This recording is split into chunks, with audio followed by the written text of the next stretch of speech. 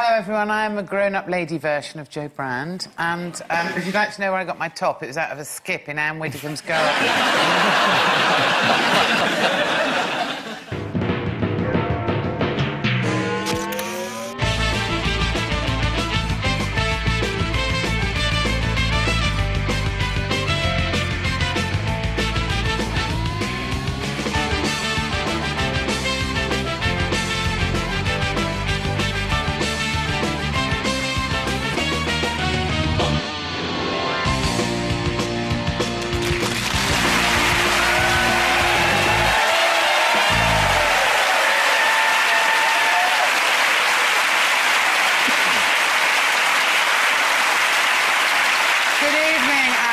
To Have I Got News for You? I'm Jo Brand. In the news this week, in Washington, a controversial new law is passed allowing castration for serial adulterers.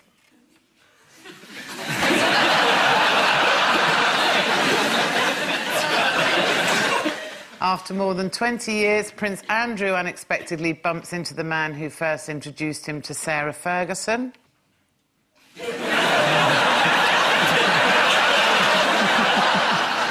And in Hull, a fitting tribute is paid to the city's most famous politician with the inaugural running of the John Prescott 100-metre dash.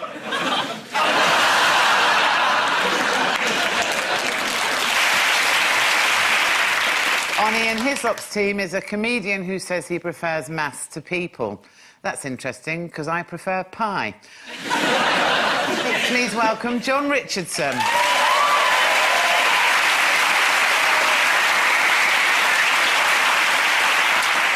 And with Paul Merton tonight is a journalist and writer who recently described the controller of BBC One as lean-lipped and humourless and a remorseless dumber down.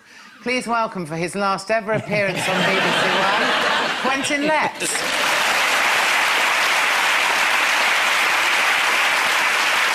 And we start with the biggest stories of the week, at least if you believe the tabloids. Paul and Quentin, have a look at this. OK, this, yes, is very much Tiger Woods playing golf there. He started off on the fairway and ended up in the wrong hole. This is somebody else. There's a serious car crash there, which Tiger Woods was involved in. This is somebody else. It's one of his golf shots, a birdie. He got hit in the head by a golf club and then he sort of woke up and said, I'm sorry. Perfectly summed up. Yeah, I thought so, yeah. Well done. He used rather old-fashioned language. I have sinned, he said. Yeah. He did. It's just rather... Were you impressed by that? The Daily Mail would be, rather appealed to me. Yeah, what is the Daily Mail's stance on the Bible? Well, we're on the whole pro. Are you? Yes, I think. Genesis we may have one or two issues with, but... fair enough. Anyway, I mean, Noah was a bit of a climate change freak on the whole. Oh, a good reason, I think. Yeah, well, this is the big story of the week. A golfer had a car crash. Yeah. What might have caused the accident? Well, it may be the wife ran out of the house and smashed the golf club over the car that he was driving. Because he was unconscious at one point, apparently, wasn't he? After she'd had a go at him, I think. Yeah. Mrs. Woods is a bit of a fast bowler, if we can change sports for a minute. And yes. She seems to have taken a dim view of certain goings-on. In what way is she a fast bowler? Well, she takes a long run up. She lobs a cricket ball against the trousers. She delivers it. That would make her a fast bowler. She doesn't like him messing around. No. Unlike a lot of fast bowlers. Yeah.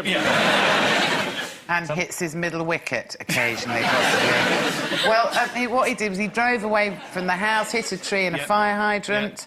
And I think, you know, as if we need some more explanation, here's the News of the World helpfully showing us what those things look like. Oh, OK. Get the idea there, yeah. Well, according to The Sun, after crashing his car, Tiger Woods was found lying on the floor, drifting in and out of consciousness, which is coincidentally how I watch golf on TV. But would you like to see a perfectly plausible reconstruction from a Taiwanese news programme? Oh, yes, I heard about this. I didn't see it, though. 因为这是吵架，撞伤女士的脸，他一气之下开车离家，老婆追出来，转头查看，一分神就发生这起撞车意外。 I don't remember reading anywhere that he was driving a Renault Espace. Mrs. Tiger Woods become a ninja? That's completely wrong. She's using a 5-iron. Why is this story the most important thing that's ever happened? Well, because this geezer earns a lot of money from presenting himself as a regular family guy. Mind you, he's called Tiger. That might have given us a bit of a clue. I think he makes a lot of money by being the best golfer in the world, first of all. Oh, yeah, that's true. If you boil it down, it's tedious. Billionaire sportsman who married Swedish former model and au pair happens to be a bit of a shit. Rachel Uchitell strenuously denies having an affair with him. What did she say? I didn't have an affair with him. Well, she actually said, I do not have sex with celebrities. I do, on the other hand. And, remember that night with Cho Pasquale? Made his voice go even higher. That was extraordinary. That's when he started talking high. He talked like that before. And, of course, this other woman, a cocktail waitress whose name was Jamie Grubbs. Jamie Grubbs. Isn't that fantastic? Jamie Grubbs. She was in a US reality TV show. Do you know what that was called? Would you like to have sex with a golfer? God, spot on, Ian. Well done. No, it was called... It was about a boot camp for useless boyfriends called Tool Academy. Academy? She says that she slept with Tiger Woods 20 times. No one's impressed by that, no. Depends how quickly those 20 times happen. Yes, if it was in, like, 20 minutes, that'd be good, wouldn't it? Yeah. Or not? A bit tiring at our age, Ian, maybe. Do you know what potentially incriminating evidence Jamie has been telling various scandal mags about? It's probably got something to do with some mole he's got on his body or something like that. Or Well, is it a voicemail? Yeah, well, yeah. text messages, over 300 from Tiger, apparently, Yes. including one that allegedly said, "We will always be together quietly and secretly." Good luck with that one. And in spite of his marital difficulties, Tiger Woods looks set to be one of the highest money earners in golf next year, second only to his wife, of course. Shall we do some golf puns? I understand men like golf puns. Go on, go for it, then. I've done all mine. Watch the birdie. Yeah, all Yeah, that. marvellous. He's the new driver. Yeah. Can you hold the flag for me? That's a slightly surreal one. I know, but the other one sounded boring. Yeah, oh, OK. No, I liked that one. Yeah. What can I add to that? Yeah. Tiger's been in the rough, lost his balls. Is that hair on your jacket? No, it's a bogey, that sort of thing. Sorry. Are you in the sand, bunker? Well, I've got to finish the game first.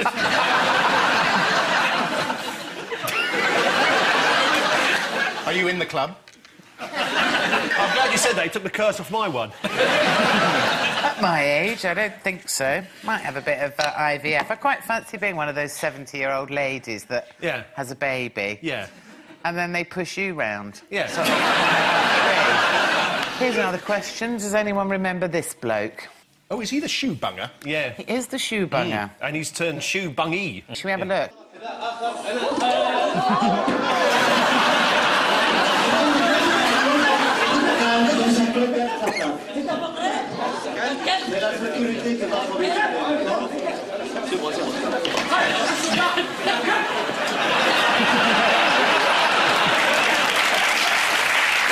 That was fantastic. Now we've started the whole story up, and in about 6 months' time, somebody will throw a shoe at that guy. That smile on his face was brilliant. Yeah. Wasn't it You fantastic? know, if he was a Cockney, he'd have been going, I had to do it. I had to do it. This is a big story of the week. Golfer Tiger Woods hit a fire hydrant, then a tree, but just failed to get up the ramp, through the windmill and into the clown's mouth. Woods is totally within his rights not to comment on the accident. A spokesman for the Florida Highway Patrol said, "In Florida, you are not compelled to speak to police officers concerning traffic crashes." So if Harriet Harman's watching, you know where to go on holiday. Discussing her alleged relationship with Tiger Woods, cocktail waitress Jamie Grubbs told the press, "We had 20 sexual encounters over 31 months. That's more than my husband gets." As far as you know. Thank you, Paul. You've not got stuck in there, have you? Nice man. You Yes, Joe? Here's yours. Oh. That's a big boat. It's not a building. This is vast towers with cranes rotting in the sand. That's a palm. It was. It's nothing much now. And this is Dubai. Oh, and that's the head of the Dubai Investment Corp. And his friend. That is a boat. No, you're right. Now, you're sure it's not a hotel? Oh, look, there's some of the chaps. Ha! Bloody good laugh. Anyway, all turned out well. It's Dubai. It's a terrible story about a city based on stupid financial speculation that all goes wrong. Do you know how much it owes? 600 zillion. And that's just the Yeah, Royal Bank of Scotland. Why is it always my bank that is owed all the money? They are completely useless, aren't they? As soon as I saw the Dubai story, I thought, RBS is going to come up. Oh, there it is. And this is the week RBS are offering bonuses to their top people. Oh, they must be worth it. You can move. Personal. I went there and the cranes have stopped and there's just skeletal buildings and storms whistling Why did through you them. go there? Do you own an island or something? Visiting Jim Davidson. I'm visiting David Beckham's villa on the Palm Fringe. Oh, a freebie, was this? Was this a freebie? No, A I travel wasn't. piece? No, he You picked up then, didn't you? He's writing it down. He's writing it down. But actually, what this story is, it's a great illustration. If you turn up in the City of London wearing an Arab top-knot, stepping out of a big car, then they'll give you lots of money. I will go there tomorrow. Dressed in a disher-dasher. Yeah. I say, my name is Sheikh Al-Hislop. It's hard to feel sorry for the country, and they've wasted so much money on just, like, the tallest building in the world and islands that they've made that look like palm trees. Come to Dubai, home of the only library in the shape of a monster munch. And, of course, as we mentioned, they've also recently built that complex that looks like a palm tree. Yeah. And the one that looks like the world from above. So, I mean, it's not as if they're That frittering just- money away on ridiculous vanity projects. The one that looks like the world, technically, if you zoom out far enough, it'd just be the world, wouldn't it? What would you do with it if you had what they had to spend on I think I'd their- get a haircut. One really expensive one? Yeah, I'd have it cut Or by would- the Queen. Going anywhere interesting this year for your holidays? Now, one unidentified sheikh was interviewed recently by Paris Hilton in Dubai. I think it was for Newsnight, I'm not sure. He was talking about the future of Dubai, and he said, soon every Count of Monte Cristo will be in Dubai. In 20 years, only rich and famous people will live here. At which point, apparently, Paris said, what about the servants? To which he replied, I would hope robots or clones will do all that. Clones?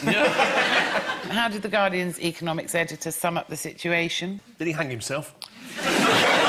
No, he said it could be the moment when investor concern triggers the second leg of a double-dip recession. That's horrid. You shouldn't double dip, should you? Well, someone told me double-dipping was illegal in America. But I think I might have dreamt that, or... Who was it that told you? Was it something like Napoleon? Because then you could pin it down to it being a dream. It was the baby Jesus. Oh, well, it's probably a dream. It probably was a dream. Probably Yeah, fair enough. More of a vision. Tiger Woods double-dipped. Quentin. Hattie Jakes at the best. She's fat and I'm thin. How dare you? Well, she's dead and you're alive. Not necessarily. Since we're talking about the recession, shall we just remind ourselves what Alan Sugar's thoughts on the subject are? How does this region get out of recession? Oh, shit. He's a bit of a friend of yours. He is a isn't friend of he? mine, yes. He threatened to sue me. He'd just been made a peer, and he was asked what being a peer was. And he thought that meant lying in the sea near Brighton. He didn't. I don't want to do that. kept sending me lots of legal letters because What did you say about Well, him? I said that he wasn't very clever, but also I said that he might have got his peerage because he'd been on telly, and he thought that this was outrageous and was defamation. So he kept sending me letters. But nothing. Were they, like, really badly written and misspelled? No, they're rather well spelled because they came from an extremely expensive firm of libel lawyers. Oh, right. Well, at least you haven't repeated the libels live on telly. Alleged libels, I think. Yes, quite right. So is he still at the threatening stage, or...? Well, I don't know. I haven't heard from him for a while, but, you know, he knows where I am, and come and get me, Alan. If you say, come and get me Alan, it sounds quite threatening, but if you say, come and get me sugar, it sounds like a bit of a comeback. He also gave quite a lot of money, I think, to the Labour Party, didn't he? Ian, was it 2 million? No, don't try and push this my way. He gave a lot of money, didn't he? Attempt to make me say, yes, he bought his peerage, Quentin. I'm too clever for that. He's got his own entrance at the libel courts. His own entrance. There is, of course, no suggestion that Lord Sugar obtained his peerage in return for a donation to the Labour Party. And meanwhile, back in the Gulf, there was another Dubai-related story this week, too. The sailing. That's right. They started off in Dubai and they ended up in Iran by mistake. A yacht with 5, basically, Hooray Henrys on board. Well... Oh, really, Joe? They weren't all called Henry. Two of them were called Ollie. One of them was an Irish radio DJ, and one of the things I read while they were still in captivity was that they're looking forward to some of Dave Bloomer's dry Irish wit. That's what you need when you're in trouble in Iran. Oh, sure, this is a right pickle we're in now. That's right, they strayed into Iran's territorial waters and were promptly grabbed by the mullahs, sorry, and... It's better than being hung by the Cherokees. Yes, indeed. What's at the root of the dispute? Well, they strayed into Iranian waters, didn't they? And the wind wasn't happening, so in the end they got sort of arrested.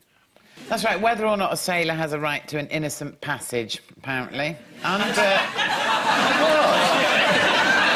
The thing is, you haven't actually made the joke. You've done the joke yourselves. And you've groaned at how disgusting you are. We're professionals. We've just watched you do that. But we still respect you. Did anyone see what Ahmadinejad's chief of staff had to say when they were first seized? Yeah, he said that things could get very, very serious indeed if there was any evil intent. He did. He said, naturally, our measures will be hard and serious if we find they had evil intentions. I'm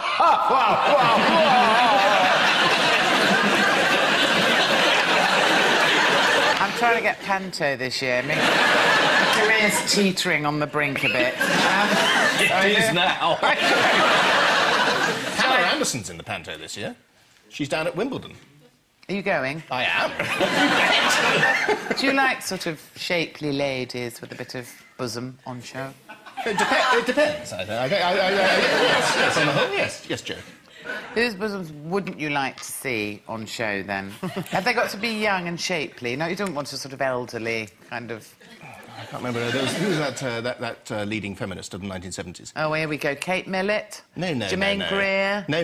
Well, everyone saw those. But, Naomi Wolf? No. There was a real old tusker.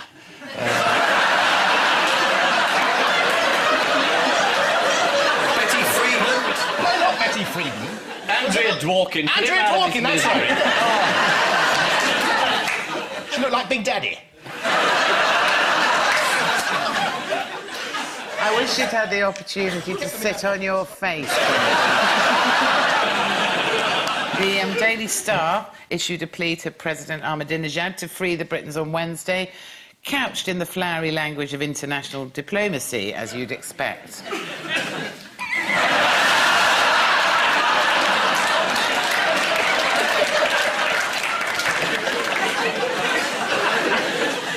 Obviously, there was a great deal of concern and worry back at home before they were set free. The Foreign Office issued regular statements, and the girlfriend of one of them was moved to post something on his Facebook page. Anyone see this? At least you're famous, baby. I think it's the kiss that annoys me most, though, for some reason. This is the financial collapse of Dubai. Victims of the Dubai... They've probably built another city by now. I don't know why we have to kind of round it up after we've been talking about it. We don't. We don't at all. Forget it. No, I don't want to. Shall I change my taxi? We'll get an earlier taxi for you. Yeah, off now.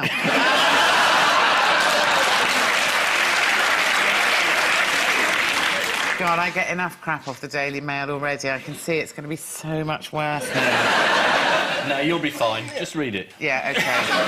Not the Daily Mail, just the... There are some things you shouldn't put yourself through. Read the order queue. What happened in Dubai? Yeah. I didn't quite understand everything we said there. Is there sort of round-up you could give us? This is the financial collapse of Dubai. Victims of the Dubai crash include a number of Premier League footballers who've invested in luxury villas. So here's a tip for future investors. The words Gary Neville's got one aren't always a guarantee of financial success. There was happier news from the Middle East when 5 sailors were released by the Iranian authorities. The sailors remain unclear as to how their boats strayed into Iranian waters. The last thing they knew, they were sailing down Cockermouth High Street.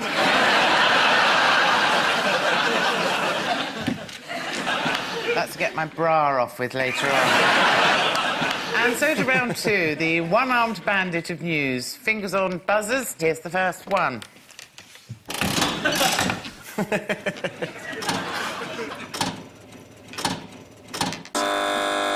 Scientists somewhere, they've managed to create artificial meat, so even vegetarians could eat this meat, because it's actually not from an animal, it's created in a lab, is that right? Yes, it's a project being financed by the Dutch government, and who else? Mr Wilson.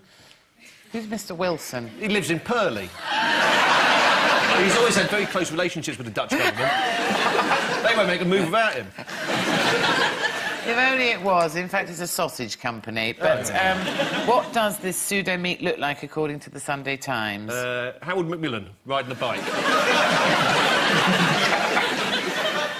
If only. It looks like a soggy form of pork. Mark Post, do you know him? He lives next door to Mr Wilson. Yes. Yeah. And he said what we have at the moment is rather like wasted muscle tissue. We need to find ways of improving it by training it and stretching it. John, didn't you used to be a chef? Yes. Have you ever grown your own meat? I'm so sorry. And why is this project good news for Al Gore? Because he's very interested in global warming, isn't he? And if you have fewer cows, then there'll be less global warming. Well, apparently 18% of the world's greenhouse gases are produced by livestock. Methane, isn't it? Oh, methane, I call That's right. And the other 82% is created by my husband, interestingly. Don't tell me about it. I'm up all night opening the window. I thought he would hold it in for you, but... First date, yes. After that, everything goes. According to the Telegraph, the meat is made by extracting the cells from the muscle of a live pig and putting them in a broth derived from the blood of animal fetuses. Well, I'd eat it. Fingers on buzzers, teams, and here's the next one.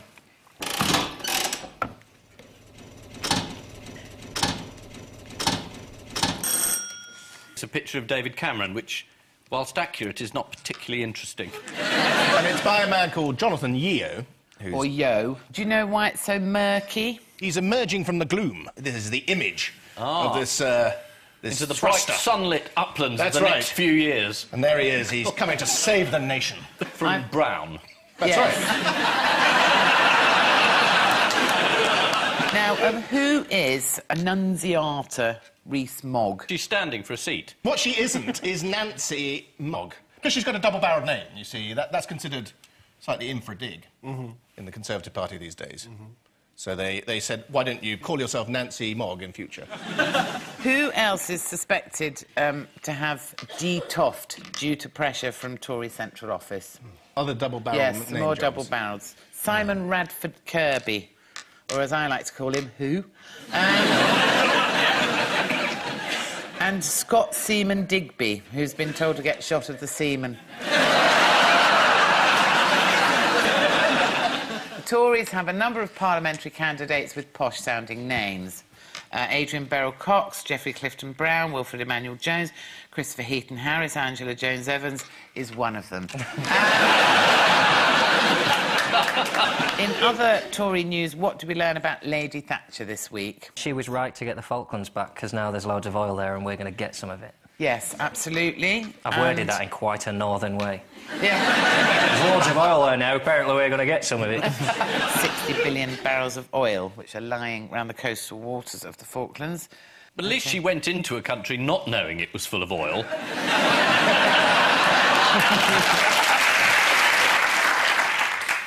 It's not all been about the Tories this week. What status symbol did shameless social climber Peter Mandelson receive? He got a pair of green wellies. He did. And do you know who made them? Le Chameau. Blimey, Ian. How did you know that? Very nice wellies. Have you got some? No. No. Not that I think particular brand. 140 quid is quite expensive for a pair of wellies, isn't it? They last, apparently. Well, so do other wellies. Do you know who gave him the wellies? Yeah, Robert Harris. Indeed he did, that's right. A writer. A writer. Thanks for letting me in on that. Obviously, Oh, I've never journalistic training. heard of him because I just read Heat magazine, so... According to the marketing blurb about these wellies, they have a snap fastening and a gusset which allows easy entry and a snug fit. I'm not writing this. No. I tried to get some kind of very complex political material in, but they wouldn't let me. They shut it, have a cake, and do your fact jokes. Right, fingers on buzzers, teams.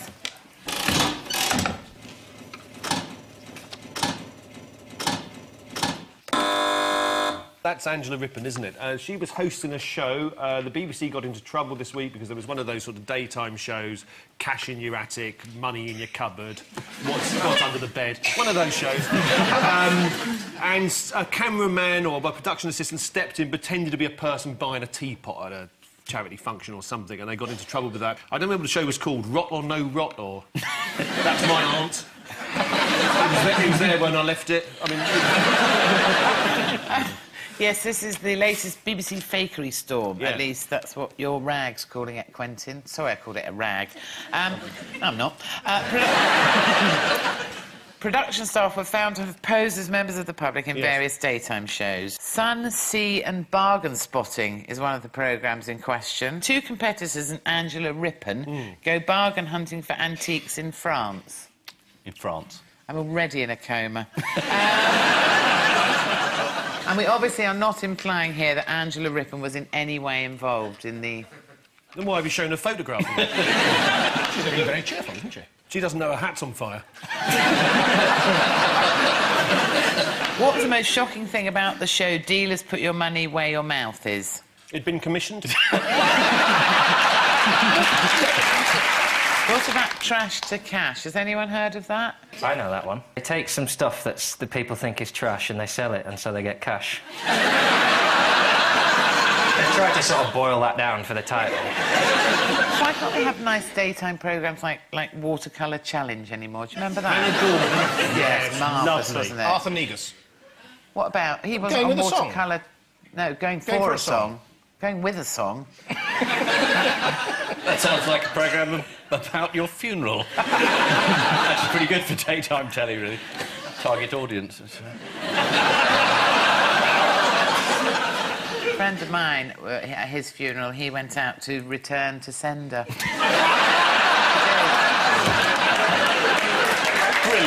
That's sweet, isn't it? Now, the Daily Mail are typically shouty about this latest BBC fakery story. Did you know that? I Do you vaguely read the remember Daily it. Mail? Yes, of course I do. It's must read. Well, you get the sack if you didn't.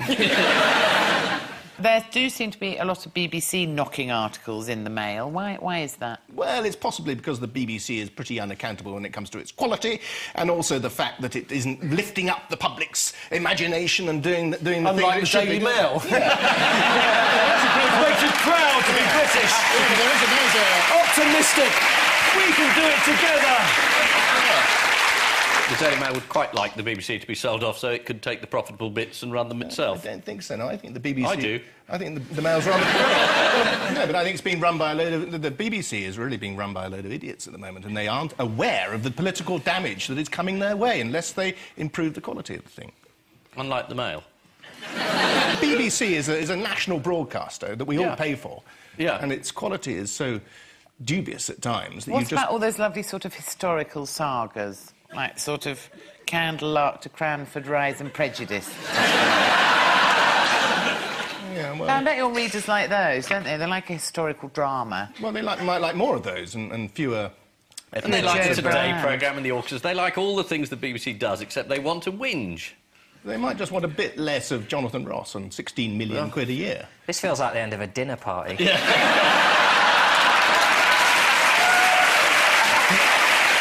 now for the odd one out round, just one between you this week. They are Terry Wogan, Marie Antoinette, Vanessa Feltz and divorce.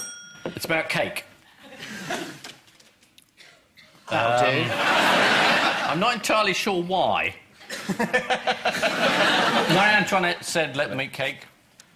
When you get divorced, it's a waste of the wedding cake. New cakes are being produced to celebrate divorces, which That's seems right. seems a terrible thing. Give us a clue. They've all been depicted in cake, apart from... Marie Antoinette. Indeed. Yeah, but I was meant to say that. Yes. I say it again. You just say the words Marie Antoinette, and then no, I'll say it, and I'll mime to your voice. OK. OK. They have all been depicted in cake, apart from... I'm sorry. Let's do it again. First night nerves, love. You say it, and I'll mime it. OK, yeah. They have all been depicted in cake, apart from... Marie Antoinette.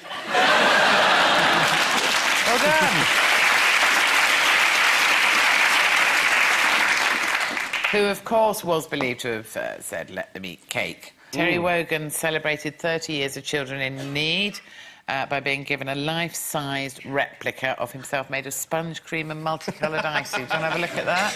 Yes. Yes, there's a picture of the ridiculous pudding standing with the cake. The life-size cake was baked by Jane Asher. She must have a big oven. Nothing personal, Jane. Vanessa Feltz. She was depicted in cake at a recent showbiz party. Should we have a look? Vanessa told the Daily Mirror, I don't want to die young and fat. Don't worry, Vanessa, you won't. You're 47. Do you know the title of her best-selling book? There must be a pun in the title, presumably. Felt's tipped. Like Felt's tip pens, do you mean? That would be good. No, it wouldn't. It was called, What Are These Strawberries Doing on My Nipples? I Need Them for the Fruit Salad. You hate strawberries, apparently, don't you? You hate strawberries? Yeah, I do hate strawberries. Bad incident at a dinner party around Vanessa Feltz's house.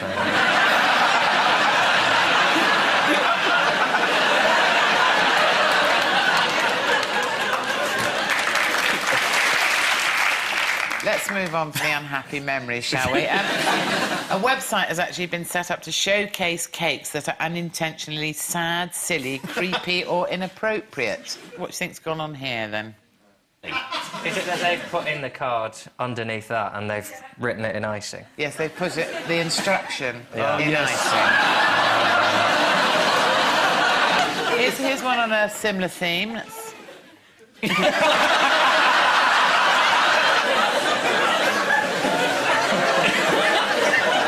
This week we learned that divorce has been depicted in cake by Sussex baker Faye Miller, who designs cakes to help people celebrate the end of their marriage.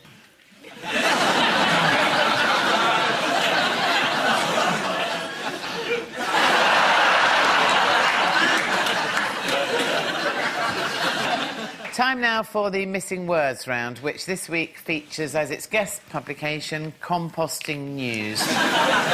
And we start with Prescott in tears as he what? Orders salad. This This is from Compost News. Is this Prescott in tears as he breaks down? Prescott in tears as he uncovers a dark family secret. Whilst tracing his Welsh roots for a BBC TV programme, John Prescott learned of an incestuous relationship between his great-great-grandmother and her widowed father, with whom she had 4 children. Apparently that's what happened in those days. If your wife died, you just use your daughter as a replacement and Bob's your uncle. OK, next. Prison offers what as raffle prize? Freedom. That's correct. Is it? Yeah. Well done. Prison offers days freedom, so just one day as raffle prize. After protest, the prize has been withdrawn, although prisoners can still win the second prize, a rope ladder and a helicopter. Next, in the beginning, there was what? Pete. You are on the right. It is compost. Right, in the beginning, there was compost. God, on the 8th day, made compost. No, that's completely the opposite of that. God, on the 8th day, didn't make compost. Yes, but we'll go back. In the beginning, there was... Compost. Pete. No compost. No compost. No compost. Correct. In the beginning, there was no compost. This is according to the Reverend John Hale, He knows nothing. Yeah, the Reverend John Hale, who knows nothing, is a Church of England minister, although it's a little-known fact that God actually threw Adam and Eve out the Garden of Eden for not putting the apple core in the recycling bin. That is right. Next, make her feel special with... Compost. A family pack of compost under the Christmas tree, wrapped in glittery parcel. I wish it was, but it isn't. Your old bananas and hairy plums from making compost. Would she feel special? Are we in compost world? No. Oh. No, we're in domestic world. Make her feel special with a new Hoover. Not far off. New dustpan and brush, new washing machine. New oven gloves. New washing... Line. Yes. New washing line. Yes. Yes, that'd be a terrific success as a Christmas present. Make her If she doesn't feel... like it, she can just sort of... It's a bit, you know, it's a bit much, but he'd never buy her another one. It is indeed make her feel special with a clothesline. This is the garden centre that has caused offence by suggesting men should make their wives feel special by buying them a clothesline. A spokesman for the garden centre apologised if they caused any offence to women, adding, although, be fair, this is a rotary clothesline we're talking about. So, the final scores are Ian and John have 4, Paul and Quentin, oh, good Lord, well done, you've got 6. Oh, okay.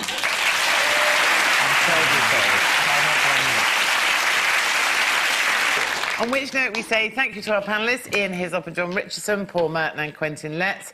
And I leave you with news that at the Labour conference, another delegate admits he's watched the same cable movie as Jackie Smith's husband.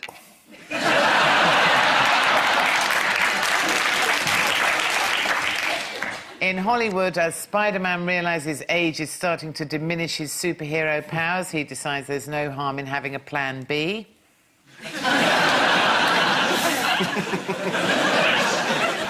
And after eating cheese just before bedtime, Ken Livingstone has a terrible nightmare.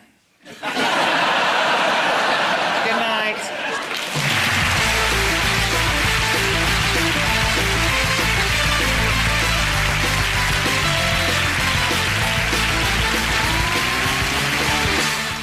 Highlights from the first round matches of the Snooker UK Championships next on BBC Two. And over on BBC Three in 5 minutes, Family Guy.